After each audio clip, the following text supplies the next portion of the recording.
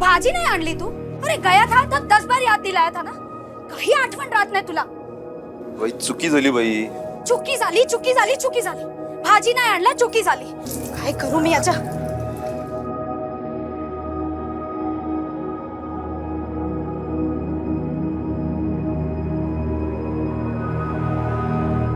पापा, इसमें क्या है? इसमें अपने घर के रेडियो के लिए और एक रेडियो. अरे कंडक्टर है तू, क्या जरूरत थी इतना खर्चा करने की? काय ग तू नेहमी किट किट किट किट करत असते. ये नहीं लाया वो नहीं लाया और जब लेके आता हूँ तो आई हे बघ हे. हा बघते काय आणलंय. ए हाथ देखना तेरे आटा से भरे ना. ये राहू दे, हम दोनों बाजार जाके सब्जी लेके आते. बस हेच करा नेहमी. आणखी काय येत नाही तुम्हाला? यही करू मैं पूरी जिंदगी. जरूर कोई ना कोई होगी तुम्हारी बात.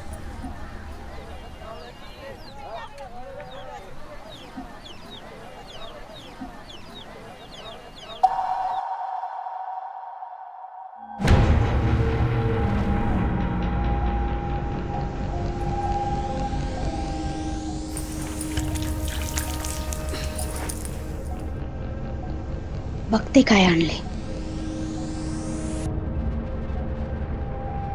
चालू कैसे करूं इसे?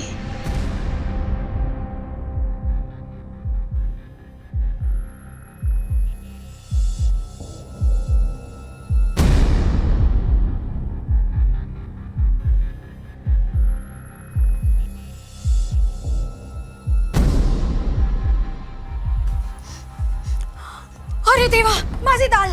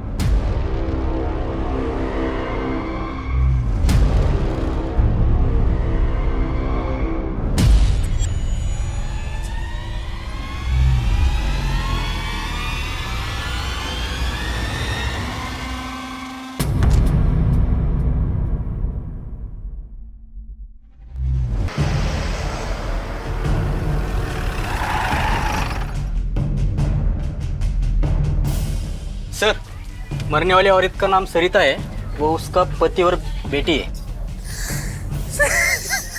अच्छा सुनो, अभी यहाँ पे किसी भी चीज को टच मत करना. Yes sir. ये बॉम्ब ब्लास्ट का केस है. एसटीएस को बुलाओ तुरंत.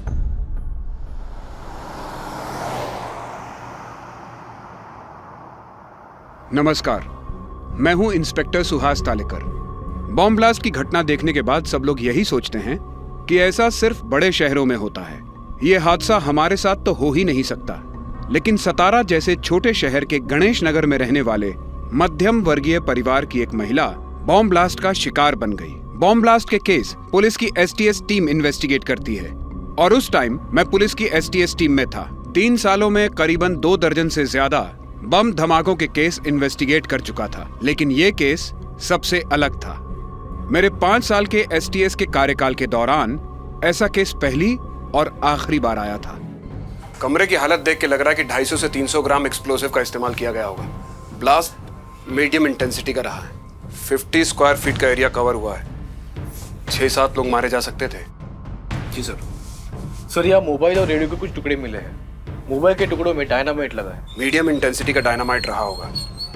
बाकी डिटेल्स तो फॉरेंसिक जांच के बाद ही पता चलेगी. लेकिन सर, मोबाइल में इतना एक्सप्लोसिव रखना पॉसिबल नहीं होता. शायद उसी के लिए रेडियो का इस्तेमाल किया होगा और ब्लास्ट कर दिया. हाँ, ये हो सकता है सर.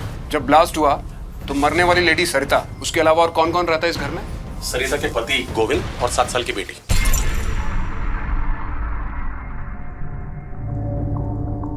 गोविंद, बॉम्ब कहां से आया तेरे घर में? बॉम्ब मैं नहीं जानता सर. नहीं बता, मैं बताता हूं। शुरुआती जांच से हमारा अंदाजा है कि बॉम्ब रेडियो में था। रेडियो? लेकिन हमारे घर में तो कोई रेडियो है ही नहीं। तुझे क्या लगता है कि बॉम्ब से रेडियो के टुकड़े टुकड़े हो जाएंगे और हमें पता ही नहीं चलेगा कि घर में रेडियो भी था? हाँ, याद आया साहब, वो रेडियो ही तो लाया था मैं उस दिन। बड़ी जल्दी याद आ गया तुझे। अब ये भी याद करके बता तूने कहां से खरीदा? साहब वो खरीदा थोड़ी था, वो तो मुझे बस में मिला था। मिला था मतलब किसी ने गिफ्ट किया तुझे? नहीं नहीं, किसी ने दिया नहीं था, वो बस वहां पर चोरी किया था। चोर मत बोलिए साहब। क्या बोलो? खूनी? मर्डर? अरे नहीं साहब, जब गणपतिपुरी में पूरी बस खाली होती है तो मैं एक राउंड मार के देख लेता हूँ किसी का कुछ सामान छूटा है या नहीं।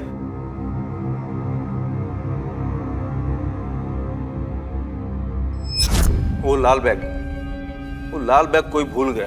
तो इसका मतलब यह है कि अगर कोई किसी का सामान वहां पे गलती से भूल जाए तो तुम अपने घर लेके जाओगे? हाँ? ऐसी बात नहीं है साहब, मजबूरी में कभी कभी लाना पड़ता है। ऐसी क्या मजबूरी थी तेरी? साहब उस दिन वो खोया पाया विभाग बंद था, इसलिए तो वो रेडियो जमा नहीं कर पाया मैं। गोविंद, कुछ ज्यादा ही संयोग नहीं हो रहे तेरे साथ? पहले तुझे रेडियो मिला, फिर खोया पाया विभाग बंद मिला, और फिर तू उस रेडियो को अपने साथ घर लेकर गया, और जैसे ही अपनी बेटी के साथ घर से बाहर निकला उसमें ब्लास्ट हो गया। साहब उस ब्लास्ट में मेरी बीवी मरी है, और आप है कि मुझ पर शक कर रहे, वो भी बिना किसी सबूत के। मरी है कि मारी गई है, और जब सबूत मिलेगा तो शक नहीं करेंगे, सीधा चार्जशीट फाइल करके मर्डर का केस बना देंगे। उसके बाद उम्र कैद या फिर फांसी। साहब आप बार बार मुझे ही क्यों धमका रहे हैं? मैंने कुछ किया ही नहीं है। अगर आपको झूठ लगता है तो वो साफ सफाई करने वाले जनक से बात कीजिए, उसी के सामने वो रेडियो वाला बैग उठाया था मैंने। अच्छा मुकुंद, गोविंद के बयान को वेरीफाई करवाओ सफाई कामगार से, और पता करो कि बॉम्ब ब्लास्ट में एक्सप्लोसिव कहां से अरेंज किया गया था। इंटेलिजेंस एजेंसी से पता करवाओ कि कोई स्लीपर सेल एक्टिव हुआ है क्या। बस नंबर MH123548 सतारा से गणपतिपुले आई थी। जी सर। उस बस से गोविंद को कुछ लाल बैग मिला था। हाँ साहब, गोविंद को सीट के नीचे से एक लाल बैग मिला था। उस बैग में कुछ था क्या? नहीं माहित साहब, मैं तो अंदर नहीं देखा क्या था, लेकिन बैग में एक फोन था, ये देखा, वो बैग से गिरा था इसलिए। नमस्कार बाबू। हाँ नमस्कार नमस्कार। सर आपका शक बिल्कुल सही निकला। बम इस रेडियो में ही फिट किया गया था। रेडियो का स्पीकर निकाल के उसमें डेटोनेटर लगाया गया था, और धमाके के लिए सेकंड डिग्री का डायनामाइट का इस्तेमाल किया गया था। लेकिन ये डायनामाइट तो कोल माइंस में इस्तेमाल किया जाता है, और इसका मिलना इतना आसान नहीं है। इसका तो पूरा लीगल प्रोसेस होता है। सर हो सकता है इलीगली खरीदा गया हो या कोई पेशेवर इन्वॉल्व। सर इंटेलिजेंस की रिपोर्ट मिली है, अभी तक कोई स्लीपर सेल एक्टिवेट नहीं है, और ना ही कोई एक्सप्लोजिव बाहर से आने की कोई खबर है। और सर जिसने भी ये बॉम्ब बनाया है वो बिल्कुल नौसिखिया है। लास्ट में जो मोबाइल मिला, इससे कोई इन्फॉर्मेशन मिल सकती है? बिल्कुल भी नामुमकिन है सर, क्योंकि मोबाइल के टुकड़े टुकड़े हो चुके हैं, और IMEI नंबर और सीरियल नंबर दोनों ही खराब हो चुके हैं। पर ये जो मोबाइल के टुकड़े मिले हैं, इससे हो सकता है कि बॉम्ब के सर्किट को पूरा करने के लिए यूज किया गया। दूसरे फोन से रिंग किया और सर्किट पूरा हुआ। सर मैंने गोविंद से दूसरे फोन के बारे में बात की थी, लेकिन उसने कहा कि जब वो ब्लास्ट के पहले बाहर निकला तो वो गोविंद अपना फोन लेके बाहर निकला था, तो घर में सिर्फ उसकी बीवी का फोन था, और उसका फोन हमें किचन पे मिल चुका है। गोविंद ने हमें तीसरे मोबाइल के बारे में नहीं बताया। सर ब्लास्ट से पहले गोविंद और उसकी बेटी का घर से बाहर आना और सही सलामत बच जाना, ये मुझे संयोग नहीं लग रहा। हो ना हो गोविंद तीसरे फोन की बात हमसे सदमे में छुपा रहा है, या सच में, ये समझ में नहीं आता। मुकुंद जी सर। गोविंद के घर के आसपास जाके पता करो कि गोविंद की लाइफ में क्या चल रहा था। वो किन किन लोगों के साथ उठता बैठता था, कौन कौन उसके घर आते थे, और उसकी पत्नी के साथ उसका कैसा रिश्ता था, सब कुछ। जी सर। सब पड़ोसन हो तो सब कुछ पता ही होगा ना, इसीलिए तो आपसे पूछताछ कर रहे हैं। वैसे कौन कौन आता था गोविंद के घर पर? सब आसपास के ही लोगों का आना जाना था। और पति पत्नी में रिश्ता कैसे था? अब क्या बोलूं साहब, अब घर की औरत का अपने मर्द पर एक बार शक हो जाए तो वो सब बढ़ास गुस्से में ही निकालेगी ना। शक किस बात के लिए? लेडीज कपड़े का बैग मिला था सरिता को।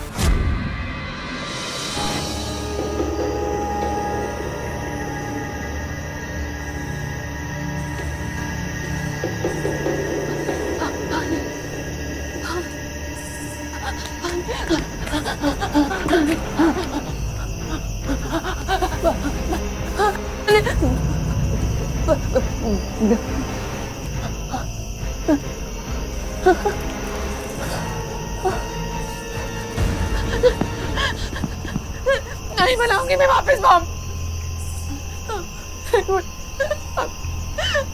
क्यों नहीं समझते? ये सब गलत है। मैं आपके आगे हाथ जोड़, मुझे प्लीज जाने दो।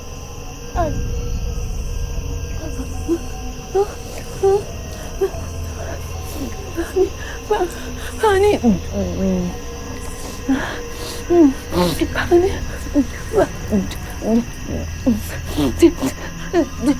ठीक है, मैं बम बनाऊंगी।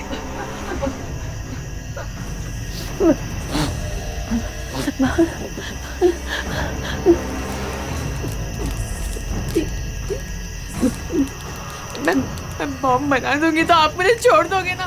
मुझे घर जाने दोगे? Please please.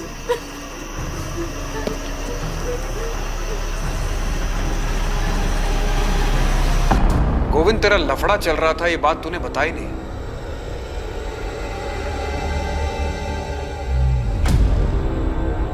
लफड़ा? कौन सा लफड़ा? दूसरी औरत का लफड़ा। फिर उस लफड़े के बारे में तेरी बीवी को पता चल गया।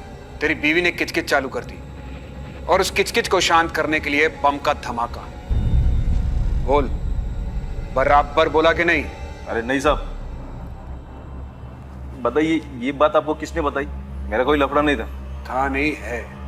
अरे नहीं है साहब। अच्छा चलो, था भी तो फिर क्या उसे मार देता मैं? हाँ, और किसकी भी खिचखिच नहीं करती, सभी की करती है। आपकी भी करती होगी, तो फिर क्या उसे बम से उड़ाते क्या? वो कौन?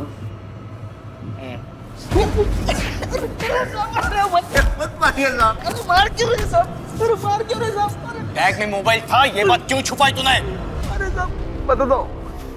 अरे साहब, उस मोबाइल से ब्लास्ट नहीं हो सकता, उसमें बैटरी नहीं थी।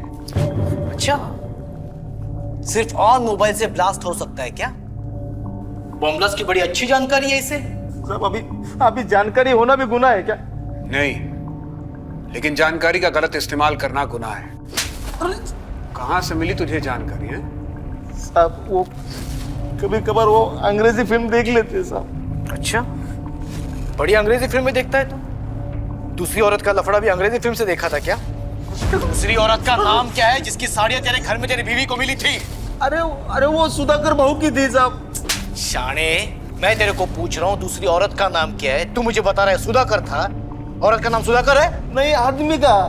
तो सुधाकर साड़ी पहनता है? नहीं, बेचता है। अरे साहब सुनो, सुधाकर साड़ी और ड्रेस मटेरियल वाला है, उसकी बैग थी वो। कहाँ है उसकी दुकान? भोर में। सुधाकर को जब भी अपनी दुकान के लिए कुछ मटेरियल चाहिए होता है तो वो सातारा फोन कर देता है। वो नहीं, भारी वाली 40 साड़ियाँ भेजना। अरे वो गोविंद है ना, उसी के गाड़ी में भेजना। अरे भरोसा वाला आदमी अपना। फिर सातारा में एक आदमी उसके मटेरियल का बैग मेरी बस में रख देता है। फिर बाद में वो भोर में वो सुधाकर अपनी बैग उतार लेता है। अरे क्या सुधाकर भाऊ, कितनी देर रुकने का? हर रोज का होगा आपका ये। चलो सामान उठाओ, चलो चलो जल्दी भाई, जाने का है आगे। वो ग्राहक है ना। हाँ, चलो।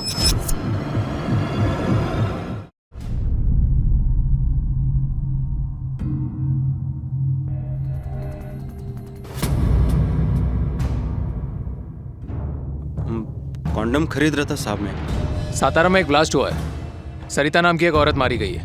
उसी सिलसिले में पूछताछ करनी है।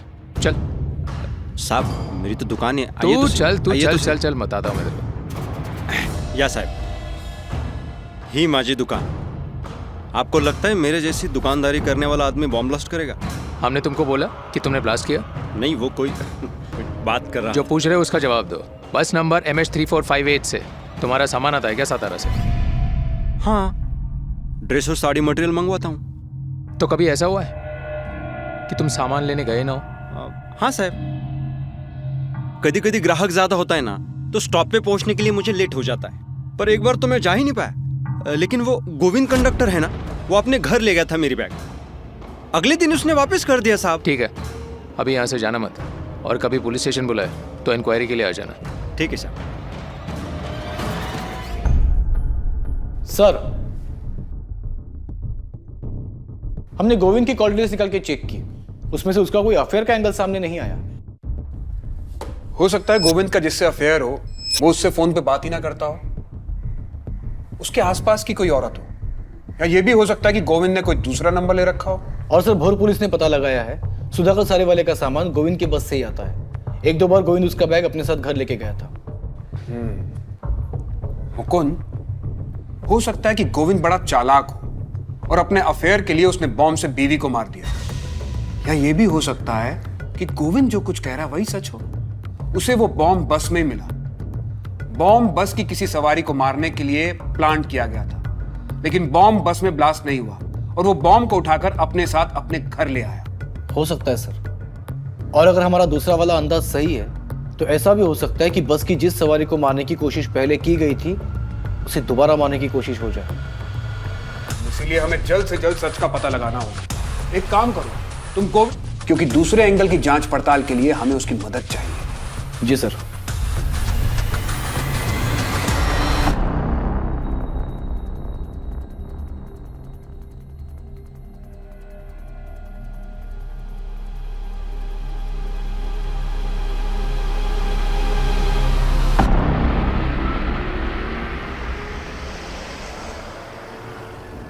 गोविंद, जिस अपराधी के कारण तेरी बीवी मारी गई वो 16 मार्च को तेरी बस में ही बैठा हुआ था, इसलिए छोटी से छोटी बात याद करके बता कि उस दिन वो लाल रेडियो वाला बैग लेकर कौन आया था। ये तेरी टिकट्स की डिटेल्स है, इन्हें देख के याद कर। साहब, सब कुछ तो याद नहीं आ रहा, लेकिन जितना कुछ याद है मैं बताता हूं। दोपहर का समय था।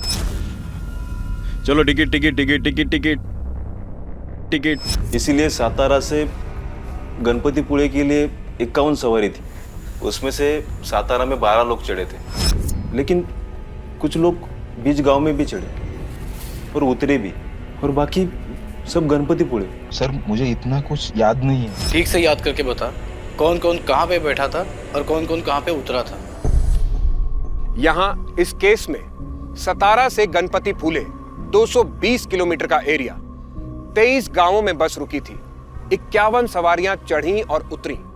उन सब के बारे में पता लगाना जैसे समंदर में सुई ढूंढने के बराबर था। इसलिए हमने इस केस में उल्टा तरीका इस्तेमाल किया। उस बॉम्ब का टारगेट कौन था यह जानने की कोशिश की कि तुझे जिस सीट के नीचे वो लाल रेडियो वाला बैग मिला था उस सीट पे कौन बैठा था। नमस्कार सुधाकर भाऊ। हाँ नमस्कार नमस्कार, ये गोविंद जी, इन्हीं के बस से अपना सामान आता है। नमस्कार वहिनी। अच्छा, वो और जो 17-18 नंबर की सीट है वो अपनी बैठ जाओ। याद आया साहब, उस पर तो वो सुधाकर भाऊ और उसकी बीवी बैठी थी। और कहाँ उतरे वो दोनों? भोर, वहीं पर तो रहते हैं वो लोग। लता, ए लता, ये ना लवकर, किती वेळ लावतेस? आले. चल लवकर. लता, लता. आले, किती घाई आहे घ्या. घ्या. तुम्ही पण नाही घ्या.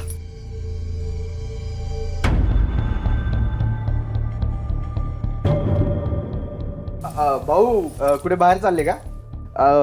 वहिनी है तो मैं पूछ लेता हूँ कौन सा पंखा ठीक करना है हो.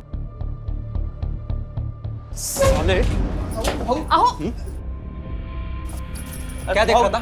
झालं काय? छोडू नका. वहिनी आओ. काय भाऊ काय झालं काय? वहिनी काय? काय झालं काय? एक सांगू द्या ना त्याला. सारे पट. अरे पिछली बार की मार भूल गया तू? ये चश्मा निकाल और पट्टी देख. का दिमाग गंदा है तो मेरी सोच गंदी बोल दी.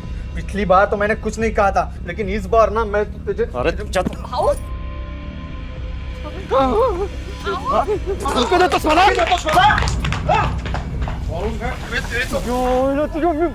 मुझे मारेगा? मैं मार दूंगा, सच्ची बोल रहा हूँ, मार दूंगा. मार मार.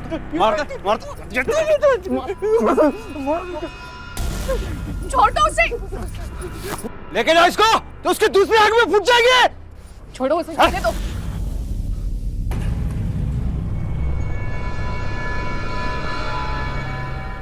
आसपास के लोग देख रहे, अभी नहीं, बाद में आना.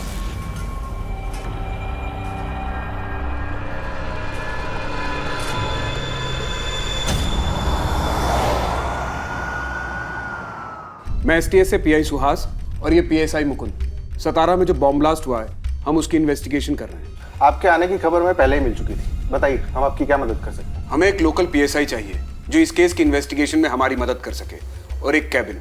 हमारा शक है कि सतारा में जो ब्लास्ट हुआ है उसके तार यहाँ भोर से जुड़े हुए हैं। जब तक ये केस सॉल्व नहीं हो जाता हमें अपना बेस यही बनाना होगा।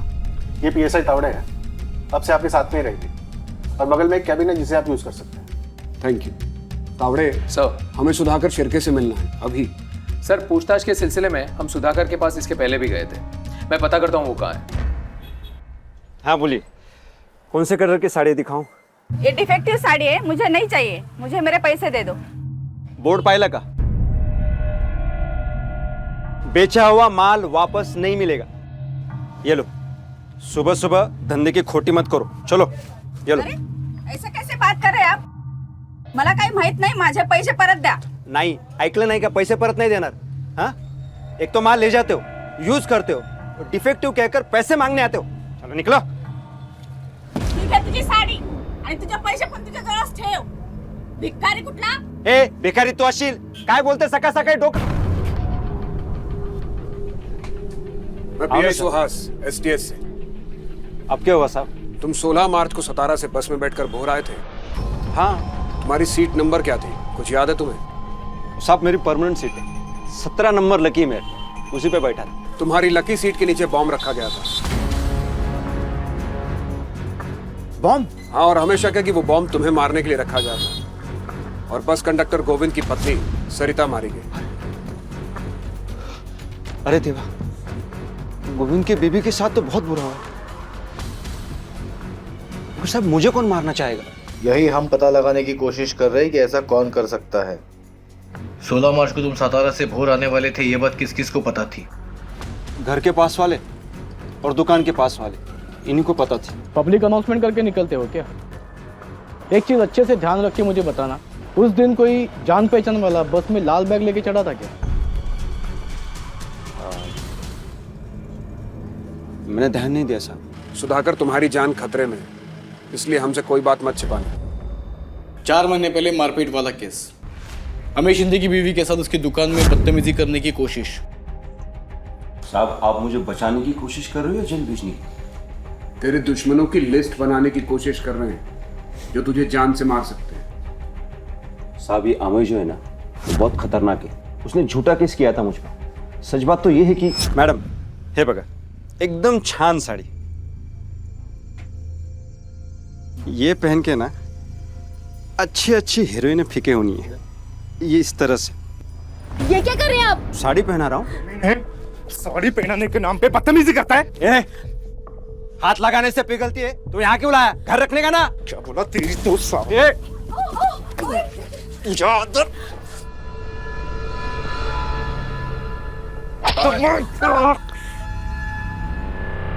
हे काय झालं? अरे माणूस आहेस की शैतान आहेस? साहब अभी दुकान में साड़ी बीड़ी पहनाते वक्त इधर उधर थोड़ा बहुत हाथ तो लग ही जाता है। इतनी सी बात पर उसने एफआईआर कर दिया, तो क्या करूं अब?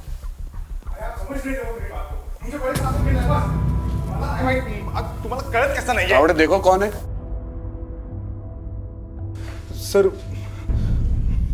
सर वो मेरी बेटी नहीं मिल रही है। कब से? सुबह तो स्कूल के लिए निकली थी घर से, दोपहर को मुझे कुछ अचानक काम आ गया तो मैंने स्कूल में फ़ोन किया था जल्दी छोड़ने की रिक्वेस्ट के लिए, तो उन्होंने कहा कि वो 10 दिन से स्कूल ही नहीं आ रही है। तो रिश्तेदारों और पड़ोसियों की यहाँ पे पूछताछ की? हाँ सब जगह ढूंढा सर, लेकिन वो कहीं नहीं है। हेलो, हाँ मैं इधर ही आ गई। हाँ ठीक, मैं लगे चालो। हाँ हाँ ठीक। सॉरी सर, मेरी बेटी घर पर आ गई है। आ गई? हाँ मैं चलता हूँ। देखा साहब कितना बिंडोक है। अच्छा हुआ उसकी लड़की मिल गई, नहीं तो वो भी केस मेरे पे डाल देता। तू कुठे होतीस? ठीक है ना तू? मेरी तो जान ही निकल गई थी। और वो स्कूल वाले क्या बोल रहे थे? 10 दिन से तो स्कूल नहीं जा रही है। हाँ, कुठे असतेस तू? अगं बोल ना, कुठे असतेस? अगं बोल काहीतरी बाळा, बोल। गार्डन मध्ये। क्यों जाऊं मैं स्कूल? सारे बच्चे मुझको चिढ़ाते हैं, गंदे पापा की गंदी बेटी, तेरे पापा गंदे हैं।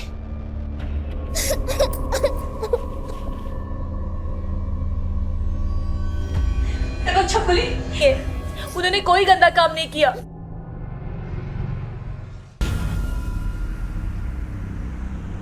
चलो ticket ticket ticket ticket ticket. अरे अमय दादा, वो जले पे लगाने के लिए दवाई बोला था ना? 3-4 दिन लगातार लगाना, आराम पड़ेगा।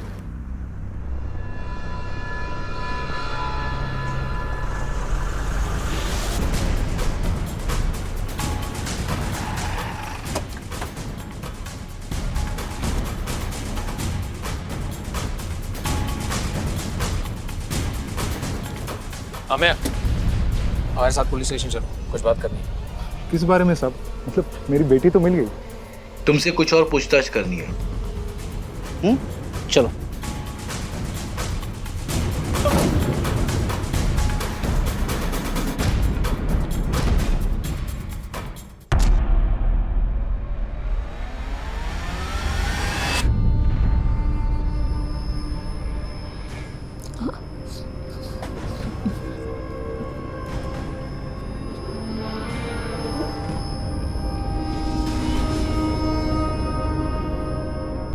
गला सूख रहा है तो पानी पी लो, क्योंकि सूखे गले से सच बोलने में तकलीफ होगी। लो।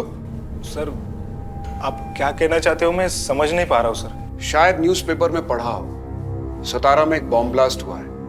कंडक्टर गोविंद की पत्नी सरिता बॉम्ब ब्लास्ट में मारी गई। ये उसी की पूछताछ है। सतारा में जो कुछ भी हुआ उससे मेरा कुछ लेना देना नहीं है। लेना देना कैसे नहीं है? तेरी दुकान के आसपास के लोगों ने बताया कि तू हर शनिवार को सतारा दवाइयां लेने जाता है और फिर गोविंद की बस से वापस लौटता है। 16 मार्च को भी गया होगा, उस दिन भी शनिवार था। नहीं, उस दिन मेरी बेटी की तबीयत खराब थी तो मैं घर पर ही था। सुधाकर उस बस से जाने वाला था, इस बात को जानता था तू? नहीं, पर सुधाकर का नाम क्यों ले रहे आप सर? क्योंकि हमें शक है कि वो बॉम्ब सुधाकर को मारने के लिए रखा गया था, और जो इंसान सुधाकर से नफरत करता हो वही इंसान उसे मारने की कोशिश करेगा। हाँ सर, मैं सुधाकर से नफरत करता हूँ क्योंकि उसके जैसा झूठा मक्कार इंसान मैंने नहीं देखा है सर। सुधाकर ने तेरी बीवी के साथ बदतमीजी की तो तूने उसके खिलाफ FIR कर दी, फिर तूने उसकी बीवी के साथ। नहीं नहीं नहीं सर, सब झूठ है सर। ये उस कमीने ने मुझे फंसाया है। मैंने उसके खिलाफ पुलिस में कंप्लेंट भी की थी। वो 4 दिन लॉकअप में भी रहा और जमानत पे छूटने के बाद उसने मुझे घर पर बुलाया था। अरे आओ, शर्मा मत, चाय पीते हैं। और वो जो मैंने बाहर केस का बोला था, केस वापस लेगा कि नहीं? नहीं, सबकी नजरों में मुझे रेपिस्ट बना दिया। 4 महीने से मेरी जिंदगी नरक बन चुकी है। तो जब मैं मेडिकल शॉप पे रहता हूँ तो कोई भी नहीं आता है, इसलिए अभी मेरी बीबी रहती है मेडिकल शॉप पर। और इसीलिए तुमने सुधाकर के जिंदगी की शॉप बंद करने की सोच ली, वो भी बॉम्ब से उड़ा के। बॉम्ब क्या सर, न्यूक्लियर बॉम्ब मिलता ना तो साले के सर पे फोड़ देता मैं। लेकिन इस बॉम्ब कांड से तेरा कोई लेना देना नहीं है, यही कहना चाहता है ना तू? जिस किसी ने भी किया होगा उसने यही सोचा होगा कि बॉम्ब ब्लास्ट होगा और पुलिस सोचेगी कि ये टेररिस्ट का काम है। पर्सनल एंगल तो चेक ही नहीं करेगी पुलिस। अमय के पास स्ट्रॉन्ग मोटिव है सुधाकर को मारने का। उसकी सुबह की चाय से लेकर रात के खाने तक की सारी डिटेल्स निकालो, उसके कॉल रिकॉर्ड्स चेक करवाओ, खास तौर पे 16 मार्च के। उसके अदर कनेक्शंस का भी पता करो। और एक्सप्लोसिव बेचने वाले डीलर से पता चला कि एक्सप्लोसिव किसने खरीदा? हाँ सर, एक्सप्लोजिव सप्लाई करने वाले डीलर से पता चला है कि गणपतिपुरे साइड तो कोई कोल माइन नहीं है, लेकिन हाँ, कुछ मछुआरे इलीगली डायनामाइट लेकर जाते हैं समंदर में धमाके करके मछलियां पकड़ने। गोविंद की पत्नी जिस ब्लास्ट में मारी गई, उस ब्लास्ट में इस्तेमाल किए गए डायनामाइट की सप्लाई किसने की थी, ये पता लगाना बहुत जरूरी है। एक बार डायनामाइट सप्लाई करने वाले का पता चल गया तो ये भी पता चल जाएगा कि डायनामाइट की सप्लाई लीक किसने थी। मछुआरों की बस्ती में भी किसी को भेजो और पता करवाओ, शायद वहां कोई ऐसा कांटा मिल जाए जो हमारी मछली को फंसा सके। सर, मछुआरों की बस्ती में हमने अपने खबरियों को ऑलरेडी एक्टिवेट कर दिया है।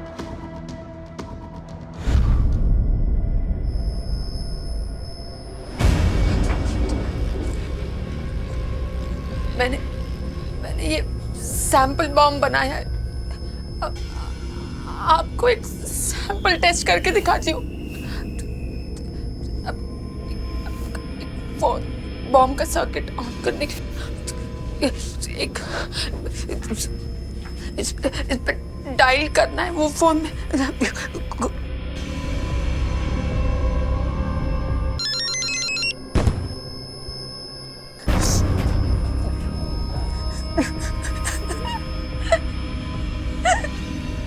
देखा, मैंने बना दिया।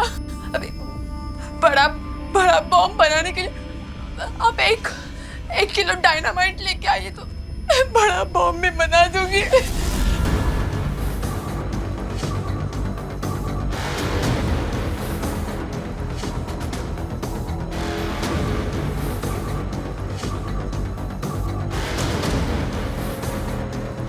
हेलो सुधाकर बहू, गोविंद बात कर रहा हूँ। अरे आप आपका साड़ी का बैग मेरे बस में रखते हो ना? हाँ मालूम है आज नहीं रखा है, लेकिन आज के बाद रखना मत। अरे कुछ दिनों के लिए। पुलिस का बहुत टेंशन चल रहा है, ये मामला थोड़ा ठंडा होने दो, फिर देखते हैं क्या करते हैं।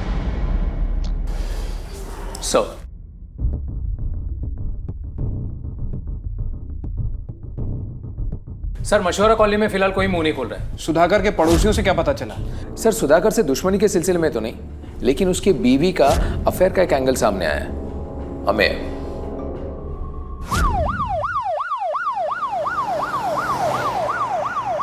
देखिए, हमसे कुछ भी मत छुपाइए। हमारे पास गवाह है जिन्होंने हमें को आपके घर पे आते जाते देखा है। जो भी सच है बता दीजिए। हाँ ये सच बात है कि भाई मुझे मिलने आता था, लेकिन हम दोनों के बीच ऐसा कुछ भी नहीं है। देखो अब नहीं, बाद में आना, आसपास के लोग देख रहे हैं। देखो तुम्हारे पति ने मुझे झूठे केस में फंसाया है, ये तुम भी जानती हो। कोर्ट में सब सच बोलना प्लीज। इन सब का असर मेरी बेटी पर भी हो रहा है। दया कर,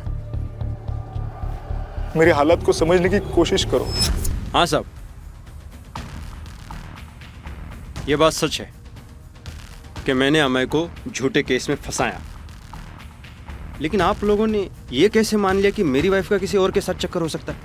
साहब देखिए वो कितनी डरी हुई है, कुछ बोल नहीं पा रही। चाहिए पता कीजिए साहब।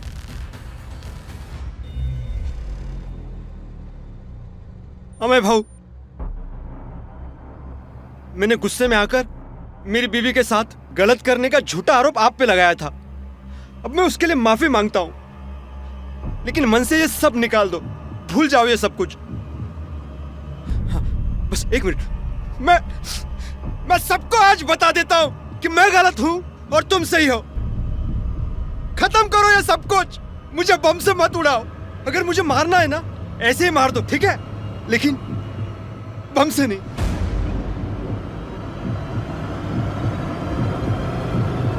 सब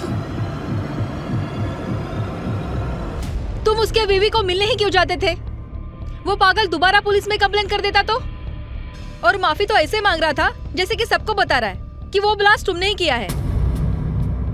मुझे ये बताओ, वो ब्लास्ट तुमने ही तो नहीं किया था ना?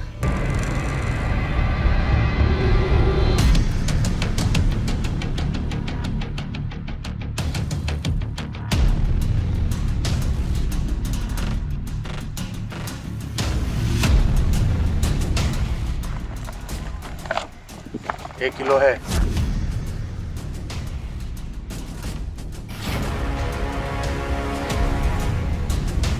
सर खबर पक्की है, मछुआरा बस्ती में डायनामाइट की डील हुई है। 1 किलो डायनामाइट खरीदा गया है, लेकिन किसने खरीदा है और किसने बेचा है इसका हमें पता लगाना होगा। हो सकता है इसके तार गोविंद के घर हुए बॉम्ब ब्लास्ट से जुड़े हो। मुकुंद, तुम तावड़े के साथ जाओ और जल्द से जल्द पता करो, कोई बड़ा बॉम्ब ब्लास्ट होने वाला है, कई मासूमों की जान जा सकती है।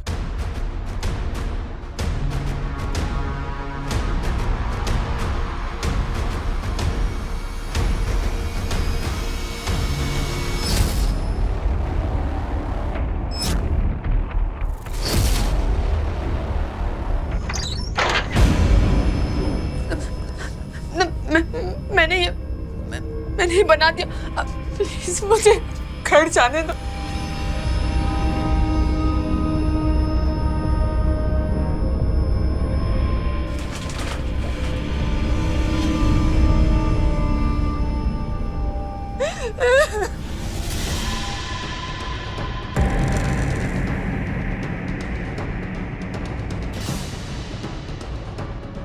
ओ भाऊ,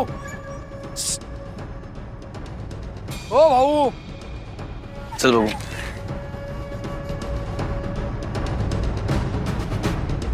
क्या बोल रहा? डायनामाइट? हाँ, लेकिन माल सही होना चाहिए। सब रोकड़ा सही तो माल सही। चल।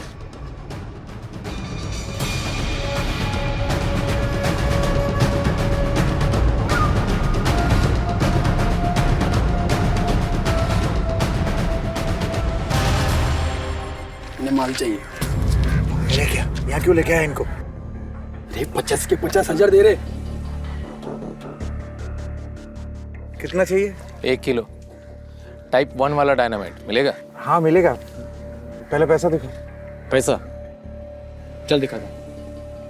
अरे चल चल चल, सच बोल। मैंने कुछ नहीं किया साहब, किसी को कुछ नहीं बेचा, मैं सच बोल रहा हूँ। पहली बार बेचने की कोशिश की थी। सर, इसके साथी ने सब कुछ कबूल किया है और जिसको माल बेचा था उसका नाम भी बता दिया।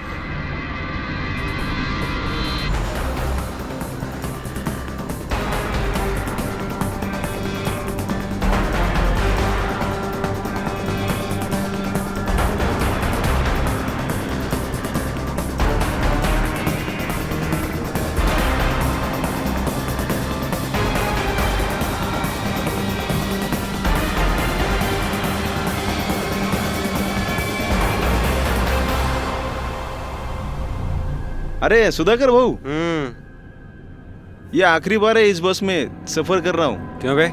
इसके बाद मरने वाला है क्या तू? अरे सुधाकर भाऊ, ऐसा मत बोलो। गोविंद भाऊ, तुम भी किस घटिया आदमी की बात का बुरा मान रहे हो यार। किसको घटिया बोला बे तू? किसको घटिया बोलो? उठ! हाँ? हाँ? तू अपने आप को क्या समझता है?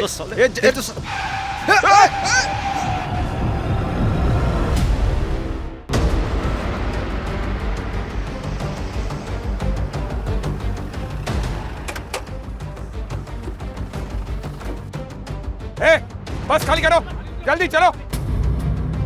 चल चल चल दे, चल दे, क्विक, जल्दी जाओ, उधर जाके खड़े हो जाओ।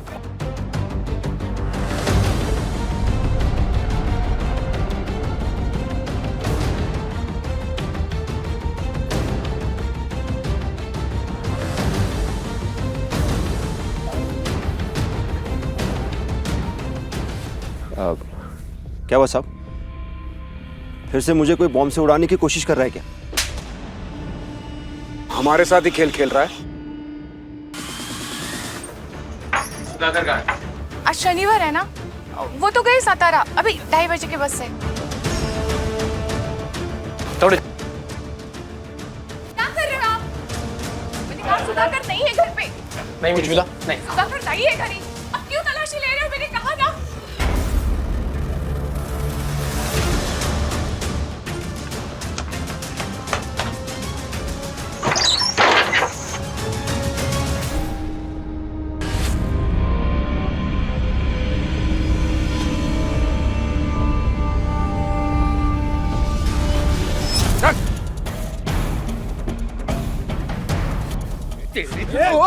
मोबाइल क्यों मार रहे हो आप? चल मारा। सुरभि तेरी ममेरी बहन इंजीनियरिंग कर रही थी, उसको घर में कैद करके मजबूर किया बॉम्ब बनाने के लिए तूने। बता दे, तो कोई गलत फहमी हो रही है साहब। अरे चल अंदर बैठ। मेरी बात सुनो। साहब मेरी बात तो सुनो, मैंने कुछ नहीं किया है। वो कौन? तुम यहीं रुको और बॉम्ब डिफ्यूज होते ही मुझे इन्फॉर्म करना। Yes sir. साहब आप मेरा कुछ नहीं कर सकते, कुछ साबित नहीं कर सकते। तेरे गुनाह साबित करने के लिए सबूत हैं हमारे पास। तावड़े,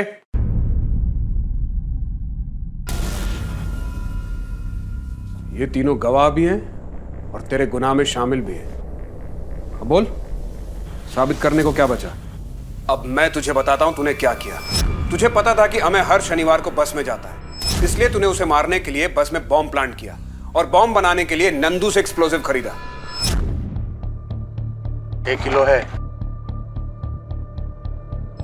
मैं को मारना नहीं चाहता था, मैं तो बस उसे फंसाना चाहता था और बॉम्ब ब्लास्ट करने का मेरा इरादा तो था ही नहीं। सुरभि को मजबूर करके जोर जबरदस्ती करके उससे बॉम्ब बनवाया था। और फिर अपनी पत्नी के साथ जाकर 16 मार्च को बस में बॉम्ब रख दिया। उस दिन डबल गड़बड़ हो गई थी। शनिवार को अमय बस में आ ही नहीं था। मैंने बॉम्ब प्लांट करके रखा था उसको फंसाने के लिए। मैंने अमय के नाम से लिया हुआ मोबाइल भी उस थैली में रखा था, लेकिन वो गोविंद कंडक्टर है ना, वो रेडियो अपने घर लेके गया और रेडियो में ब्लास्ट हुआ और फोन के परखच्चे उड़ गए। मेरी सारी मेहनत बेकार हो गई। तूने अमय के खिलाफ झूठा मॉलेस्टेशन का केस क्यों किया था? मुझे शक था कि अमय का मेरी बीवी के साथ चक्कर चल रहा है। देखो अब नहीं, बाद में आना, आसपास के लोग देख रहे हैं। बात मैं आपको डायरेक्ट नहीं बता सकता था कि अमय मुझे मारने की कोशिश कर रहा है और ना आप मुझ पे शक करते। फिर मैं उसके दुकान पे गया, सबके सामने उससे माफी भी मांगी, बॉम्ब से ब्लास्ट करके ना मारने की विनती भी की, ताकि आप लोगों को उसी पे शक हो कि उसने दोबारा बॉम्ब प्लांट किया है मुझे मारने के लिए। और मैं खुद फंस गया। क्राइम में परफेक्ट प्लानिंग जैसी चीज कोई नहीं होती, होता है तो परफेक्ट जस्टिस। सुधाकर की पत्नी और नंदू ने उसके क्राइम में उसका साथ दिया था, इसलिए उन दोनों के खिलाफ आईपीसी सेक्शन 120B के तहत केस चल रहा है। सुधाकर के खिलाफ बॉम्ब प्लांट करने, कंडक्टर गोविंद की पत्नी सरिता की हत्या और अमय को फंसाने की साजिश के लिए आईपीसी सेक्शन 302 और 120B के तहत केस चल रहा है। इस वक्त तीनों जेल में हैं। अमय आप्टे के ऊपर जो बदनामी के दाग लगे थे वो धुल गए, क्योंकि उसने कोई अपराध ही नहीं किया था। और सुधाकर को ये बात अच्छी तरह समझ में आ गई कि अपराध के दाग कभी नहीं धुलते। उसका गुस्सा और बदला लेने की भावना, इसने कई लोगों की जिंदगियों को बर्बाद कर दिया था। मैंने अपनी 18 साल की पुलिस की नौकरी में देखा है, ये बदला लेने की भावना हम सब के लिए एक दस्तक है। संभल जाइए, कहीं ऐसा ना हो कि ये आपके साथ कई लोगों की जिंदगियों को बर्बाद कर दे। इसी के साथ मैं विदा लेता हूं। नमस्कार।